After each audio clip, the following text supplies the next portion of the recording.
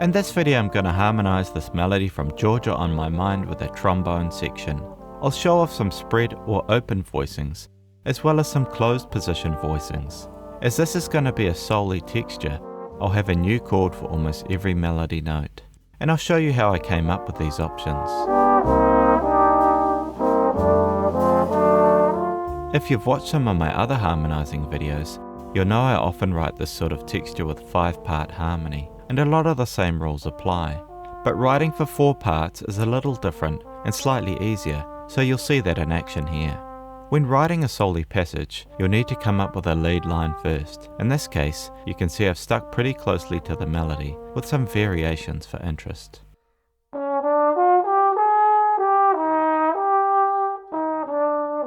By the way, these examples are real recorded instruments. My friend Pablo Ruiz Anal recorded these for me.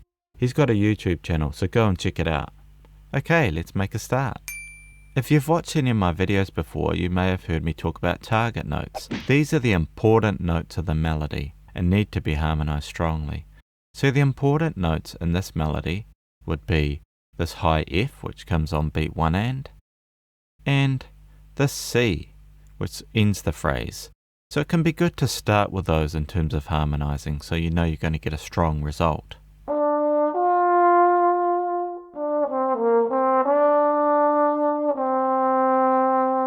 What's slightly different about my approach is that I often like to start with the bass line or lowest horn first. I'll show you what I mean. So I know I want that to be really strong, so I'm going to have the root note under that important note. And I'll do the same for the D7. Okay, I'll fill in the other 2 trombones. So on this D7 I got the C in the melody, and now I've got the D in the bass trombone. So let's fill out the chord with the other trombones between them. So we're going to need an F sharp, and let's have the 5th. There we go. Now I know I'm going to get a nice solid voicing at the end of this phrase. Okay, let's work on this B flat major 7. Let's add a 7th to it, and a 3rd. Yeah, that's a nice voicing.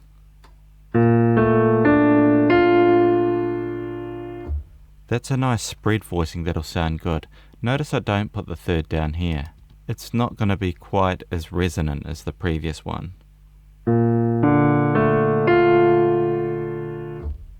Good, we've already got 2 chords done. Okay, let's work on this D now. And we've got the chord A minor 7 flat 5. Let's put the root note on the bottom. And we'll have a 5th, a 7th. And we don't have a 3rd in this case.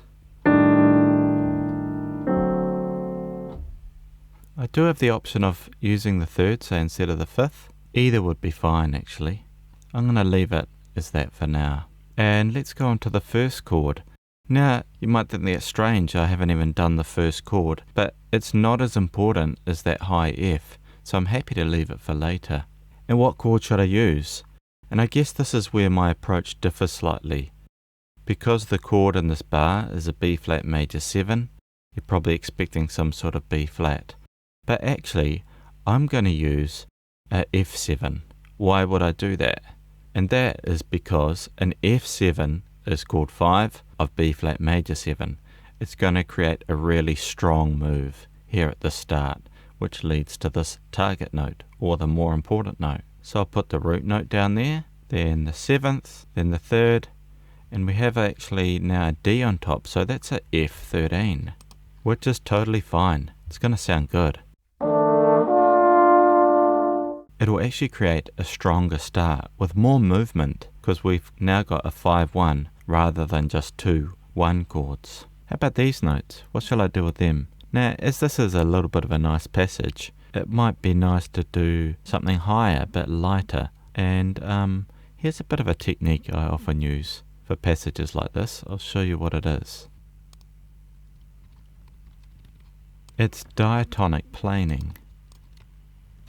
And that's just where you keep the same intervallic structure between all the voices. And because we're just working in one key and with just 4 voices, generally the chords work out alright. So this one would be B flat major 7, A minor 7 flat 5, G minor 7, and an A minor 7 flat 5 again. So they would all sort of sound okay.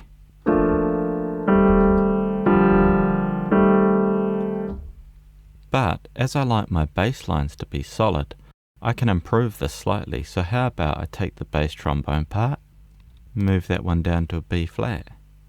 Now it gets a nice run down. And how about I change a couple of the others to make their lines a bit smoother as well. Then that trombone gets to step up nicely from the D to the E flat, and that one could be on the F. So I do have quite a lowish triad, but all of these make a really nice line into the next chord. Here's what that sounds like with just the trombones.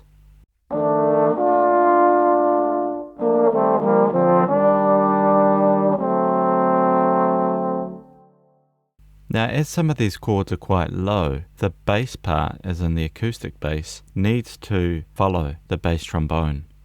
So something like this would be acceptable. So I've got a 2 feel going in the bass. And of course here at the start I have a nice strong F13, so I can change the bass rhythm slightly to match if I want. That would work. Now I know these chords aren't all B flat major 7 and the bass note is a B flat. I don't really think that's a problem because it's all diatonic, and so they'll tend to sound fine moving quickly over the bass note anyway, especially because we hit our target note strongly, and that keeps us nice and grounded and centered. And that's the first 2 bars done.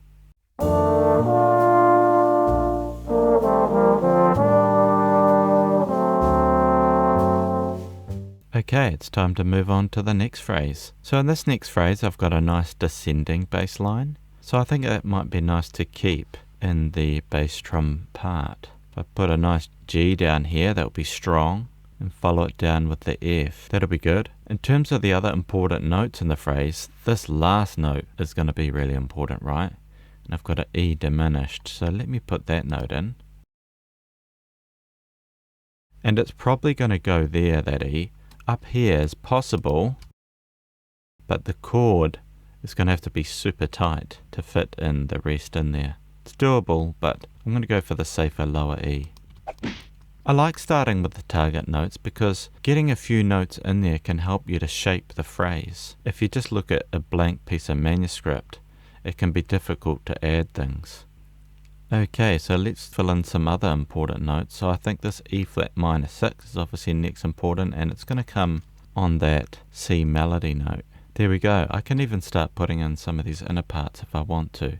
Let's work on this E diminished. The double flat 7, a third, that'll be good.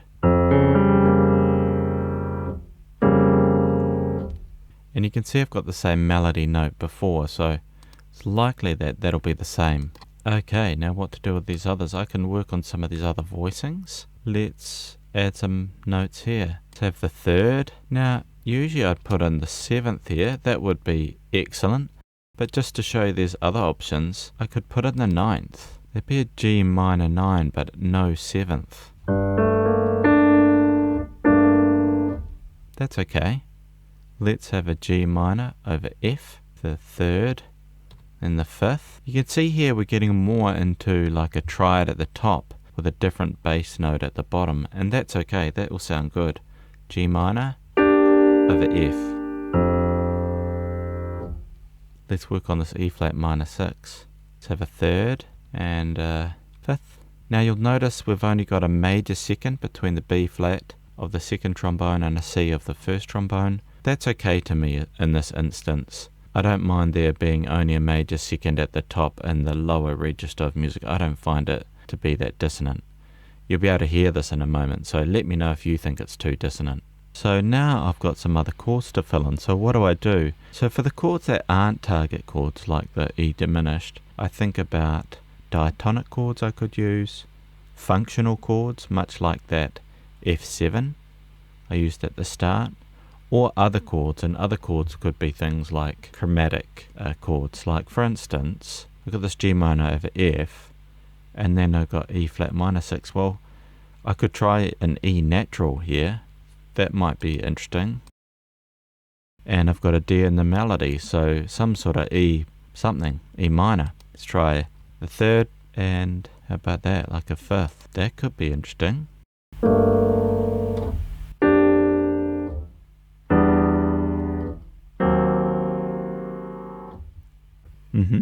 Yeah. You could also try something like this B. Could be an A, so we get an E minor 11. That could be good too.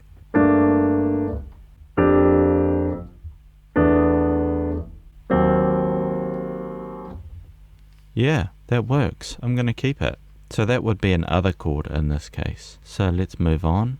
Having a look at this, I'm not sure what to do here. So we've got this E flat minor 6 sort of tonality. How about I try going upwards to this E natural? I have a D flat, then an E flat, then I get to hit the E natural. And of course this C is the same melody note as before, so I could use the same chord there, see if that works. Flat third, fifth. So I've got a D flat in the bass and a D natural in the melody. How about I try some sort of 7 chord? So let's have a third and a flat 7. Yeah, that's an interesting chord. And then if I'm sort of following this bass line, I'd put an F in this triplet, and again sort of trying to keep to some of the tonality around it. I'd do a 7th, which would be the E flat, and then say a minor third, because we've sort of got a lot of flats around here, and that would be an F minor 7. So you can see that once you've done the target notes first, the important ones, the other ones are easier to fill in. And I think this would make a nice bass line. Here's what that sounds like on its own.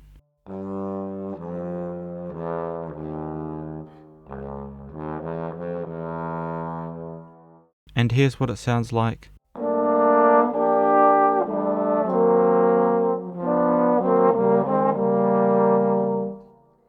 In terms of the bass part, I'd just follow this down as before, to have a G, F, and here I'd probably follow the bass line a bit more closely, go for the E natural, then the E flat, then I could have an E natural there, and maybe even swap the octave so we get that movement. There we go. Here's what the first 4 bars sound like with the rhythm section in as well.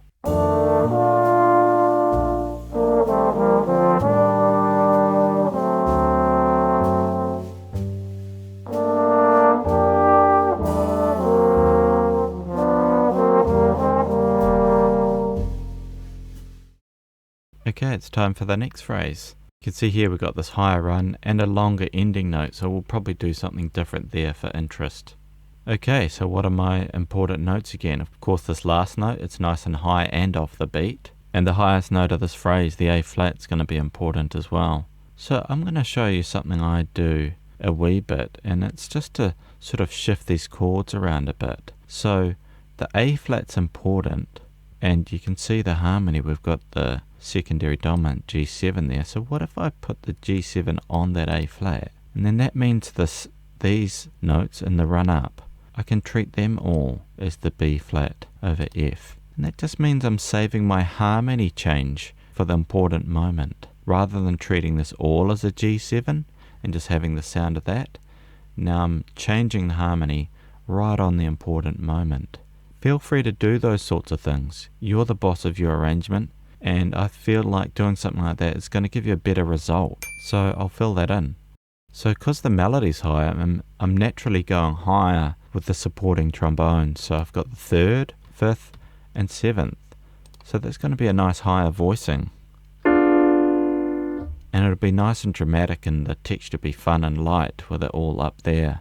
Now of course the next most important note was this F, but I'm going to leave that a little later just because I'm going to do something different on the end. So the next one is probably this high G. Got a C minor chord. So again, let's add some higher notes to it. How about the 3rd there, the 9th, and the 7th. So we've got a C minor 9. So there's no root note in that, just like for the G7. That's okay. I'm leaving the root note to the bass player, and that gives us a nice lighter feel, especially in a passage like this.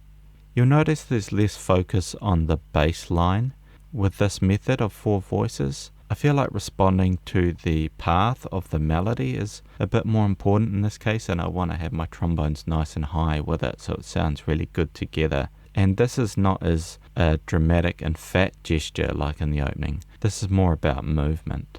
Okay, so here we've got our F13 over this part, but I do something similar where I have the the 7th, and then the 3rd, and then I could have the 5th like that, or I could try the 9th. Again, so that's a rootless F13, leaving the root note to the bass player, and on this chord I'm going to make it a quarter note, or a crotchet as we say over here, and I'm going to change it by having a flat 9 this time. Yeah, good.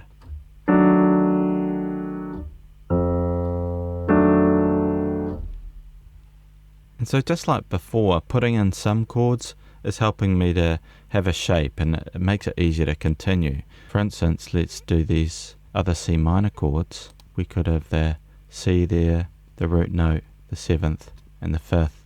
Notice here we got the same shape, and again that's that diatonic planing. You don't have to do it, but it actually works out nicely here in the C minor, where we get the C minor 7 to the C minor 9, and I'll do the same for the next chord, 5th, 7th, root note. That should sound good. Let's work on this G and connect these chords up. So let's say I'm still working with the idea of a G7 flat 9 sound. Guess I'll have 5th, 3rd, and let's put our flat 9 there. That's okay, that all leads really nicely. I'll put in a cautionary accidental here. Each part gets to move. Okay, let's work on this note. So another thing I like to try is using diatonic chords. So let's say I could have a D. I could have some sort of D minor 7. That would work. Now, one of my rules, which we really haven't talked about yet, is that I don't like to repeat the same note in the same part. I just feel like it doesn't give the player much chance to swing, especially in a slow ballad like this. You don't have to do it, but if you can avoid it, I think it's worth it. So how about I change this 5th to an A flat? Now suddenly that player gets to move. And that gives us a D minor 7 flat 5 chord. Now you might be wondering how I can just add non-diatonic notes willy-nilly. Well, we've got a few A flats around already with this G7 flat 9. That's pretty common to flat 9 a chord on a secondary dominant. So I feel like the A flats are sort of in the air, and this will just sound like a passing chord. You'll be able to hear it in a moment. Let me know what you think of it. Let's work on this melody up to the highest note. Now, as I said before, I'm going to treat this like a B flat sound, not the G7. So when I see an arpeggio-like line, I usually sort of just fill in the notes from the chord like you might traditionally do. Below this D I put a B flat, and below that F I could put a D. Now G can go into B flat, we could have a B flat 6, but again I don't want to have the same note in the same row, so I don't want to go D, D. I feel like that's silly. So I could have B flat, D, and why not just go E flat and then F next. Now I know that's not in the chord, but I'm not worried. I'd rather have the movement and the playability of the line. Let's carry on and we'll see if it works out. So, right, still thinking B flat here, D, B flat. How about I put an A there and the F under it? So we've got a nice B flat major 7 there. Alright, for this F, D, well, let's try put the B flat under it, and then I could put the A under it. That would give us another B flat major 7. That would work. Right, let's get on to this G melody note. We could have E flat below it, C below it. See, these parts are leading nicely. Could have a B flat below that. So that would be some sort of C minor 7 chord. That actually works okay. I'm just going to adjust these just for playability of the line. So what if I made this a G, gives us a G minor 7 or B flat 6, and then I could change this B flat to an A. That gives us an A minor 7. Now this is all passing by relatively quickly, so we're not going to necessarily perceive these chords entirely, but we will hear that the notes move, and that's what I like about this process. So I think I like that option. Now here we've got the C sharp melody note, and I'm just going to follow the cue of that melody note and make each part move chromatically to its next note. That's why I've left it last. So what goes to the B flat? An A natural. what goes to the A natural, G sharp, and what goes to the F and E natural. There we go, that passage is done. Here's what that sounds like with just the trombone. See what you think.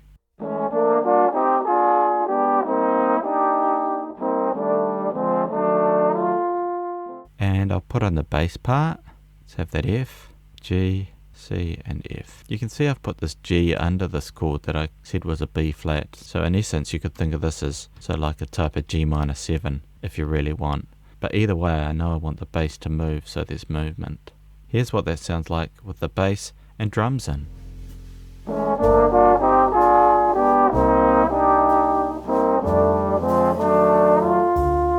Okay, let's work on this last 2 bars now.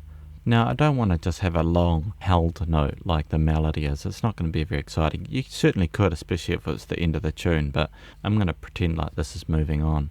So how about I create some rhythmic impetus by having a wee rest. I could have a D, and then I could use the tritone sub of G7, D flat, and then let's do the same. I could have a C, and then a F. Nice. That works fine. I've got the 3rd and the melody, so let's have a 5th, the 7th, that's a D minor 7. Let's have the flat 7 here. So I could add another 3rd, though I don't have to. So what other options? I could have it be a 9th, that would be okay. Or I could even try do a cheeky sharp 11, D flat 7, sharp 11 or flat 5. Then for the C minor, I'll have 7th and a 3rd. I'm going to create even a bit more rhythm here, just because it's quite a slow tempo. Make this something like that. And then I'd have the 7th, 3rd. Something like that would be totally fine. But I'm just going to add even a bit more excitement and give the bass trombone just a bit of a different rhythm, just to provide a bit more forward propulsion. So how about I place an F there and there, and I'll even give it an accent so they know they're playing a little bit of a different part. That's cool. So now we've got D minor 7, G7 flat 5, C minor 7 but with the F on the bottom, so it's like a little mini pedal to the F7. I reckon that'll sound cool. Here's what that ending sounds like, just with the trombones.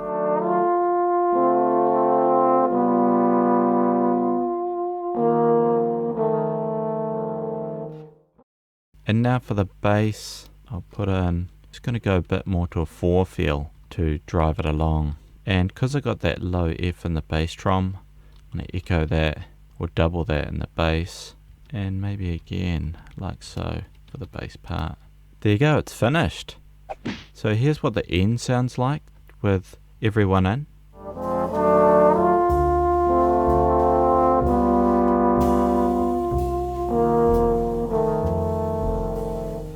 There you go. The full playback is coming. So thanks so much to Pablo for playing the trombones for me so beautifully. It just sounds so good having real recorded instruments. If you've got any questions or comments, leave them down below. And if you enjoyed this look at Solis, you'll probably enjoy my intermediate workbook, which you can buy on my Ko-fi page. I also give online lessons. Alright, thanks, and here's the full playback.